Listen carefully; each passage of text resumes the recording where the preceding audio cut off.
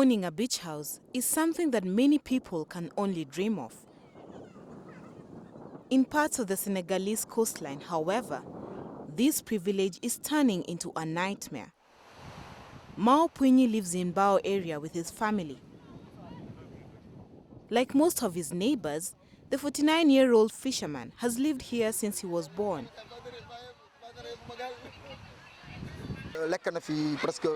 As far as I remember, there are a lot of challenges here.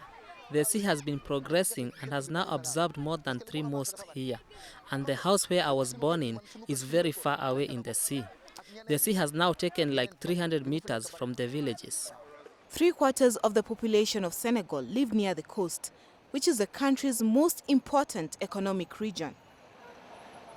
A large part of its GDP is derived from coastal activities such as fishing, tourism, and commerce. Just like Mao, most of Mbao residents depend on the sea for their living. We don't have another choice. This is a traditional village called Pitibao. Our ancestors used to live here, our fathers and mothers. We have no choice. We are obliged to live here and face the situation. Mustafa Sene is a veteran journalist who has been writing about environmental issues. This erosion creates a lot of economic and cultural loss. For example, there are some cemeteries that have been covered by the sea. Some people will never see where the cemeteries of their ancestors are. A recent UN report showed the problem is even more serious, with erosion rates rising to hundreds of meters per year. Human activities such as sand mining and the destruction of mangroves are blamed for the dramatic increases. In Popagain, the scene is repeated. Although they too have suffered, residents here are hopeful. Ibrahim Sese has lived here for all his 32 years.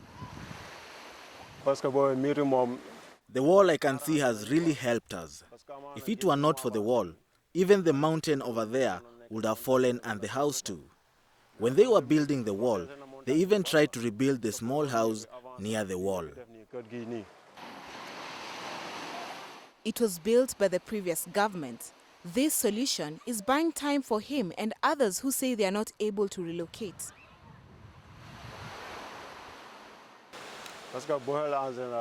What most people do when they find out that their houses are falling apart, they remove their luggage and try to look for another resettlement, either in the countryside or to a city like Dakar. This process brings with it other problems such as salinization of water and soils, which is the increase of salts, degradation of ecosystems, and flooding. In August last year, the Senegalese government committed 5 billion CFA to resettle the homeless victims of flooding on the city's coastline. This amount is approximately $10 million for the 2,000 units to be built.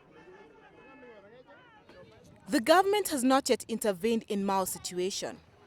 Together with his neighbors, he continues to move inland to escape the waves which keep pushing them back.